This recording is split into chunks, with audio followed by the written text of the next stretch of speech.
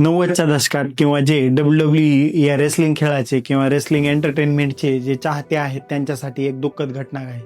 जगप्रसिद्ध WWE wrestler Hulk Hogan यांचं 24 जुलै 2025 रोजी वयाच्या 71व्या वर्षी निधन झालेलं आहे.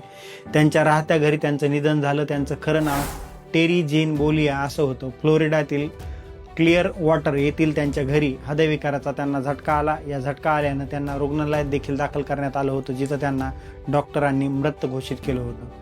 पोलिसांच्या मते यात कोणताही संशयास्पद गोष्टी नव्हत्या आणि फाऊल प्ले या शक्यता नाकारण्यात आलेल्या आहेत. नुकत्याच झालेल्या गळ्याच्या शस्त्रक्रियेनंतर म्हणजे त्यांच्या गळ्याचं एक ऑपरेशन झालं होतं. यांच्या आरोग्याबाबत वेगवेगळ्या अफवा ज्या आहेत त्या पसरवल्या जात होत्या, पण त्यांच्या पत्नीनं त्यांना नाकारलेलं होतं. चला तर मग जाणून घेऊयात त्यांचं प्रारंभिक जीवन आणि त्यांचा प्रवास. हल्क हॉगन यांचा जन्म 11 ऑगस्ट 1953 रोजी जॉर्जियातील ऑगस्ट येथे झाला. त्यांचे वडील बांधकाम फोरमन आणि आई नृत्य शिक्षिका होती. लहानपणापासूनच ते डस्टी रोड्स यासारख्या रेसलर्सचे चाहते होते आणि शाळेत असताना ते प्रोफेशनल रेसलिंगचे कार्यक्रम मोठ्या प्रमाणावर पाहत होते. 1976 मध्ये जॅक आणि रोनाल्ड जेराल्ड ब्रिस्को यांनी त्यांना स्काउट केलं आणि पहिल्या ट्रेनिंग सेशनमध्ये त्यांचा पाय तुटला. पण 10 आठवड्यात ते पुन्हा एकदा रिंगमध्ये परत आले आणि त्यांच्या करिअरला त्यांना सुरुवात केली. हॉगन यांनी 1977 मध्ये प्रोफेशनल रेसलिंगमध्ये पदार्पण केलं.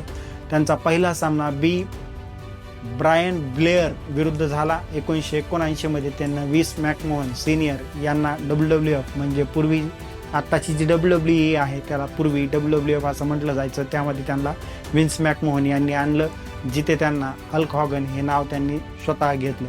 1980च्या दशकात हल्कमेनियाची लाट झाली, ज्याने रेसलिंगच्या प्रवाहाला एक वेगळी सुरुवात केली. 1984 मध्ये आर्यन शेखला हरवून त्यांनी पहिलं WWE वर्ल्ड हेवीवेट चॅम्पियनशिप जिंकलं. 1985 मध्ये पहिल्या रेसलमेनियामध्ये मुख्य इव्हेंट केलं आणि जिथे ते मिस्टर टी सोबत टीम बनवून रॉडी पायर बरोबर आणि पॉल आर्नोल्ड फायरला हरवून 1987 मध्ये रेसलमेनिया 3 मध्ये आंद्रे जायंटला हरवून त्यांनी इतिहास रचला. 1993 मध्ये WWF सोडून ते पुन्हा हॉलिवूडमध्ये गेले आणि 1994 मध्ये WCW मध्ये ते सामील झाले. 1996 मध्ये Hollywood Hulk Hogan villain character घेऊन ते न्यू वर्ल्ड ऑर्डर म्हणजेच NWO ग्रुप त्यांना सुरू केला. WCW ला यामुळे मोठे यश मिळालं आणि 2002 मध्ये ते परत WWE मध्ये वापस आले. 2005 मध्ये हल्क ऑफ फेम मध्ये ते समाविष्ट झाले. त्यांचे करिअर हे 35 वर्षाचं होतं. 1977 ते 2012 पर्यंत ज्यात ते गुड बॉय आणि बॅड बॉय या दोन्ही भूमिकांमध्ये आपल्याला दिसले. रेसलिंग व्यतिरिक्त त्यांनी रॉकी 3 यासारख्या चित्रपटांमध्ये आणि काही रियालिटी शोमध्ये सुद्धा काम केलेलं आहे. त्यांचं प्रमुख यश आणि वारसा चॅम्पियनशिप्स ते 6 वेळा WWEच्या वर्ल्ड हेवीवेट चॅम्पियन राहिलेले आहेत.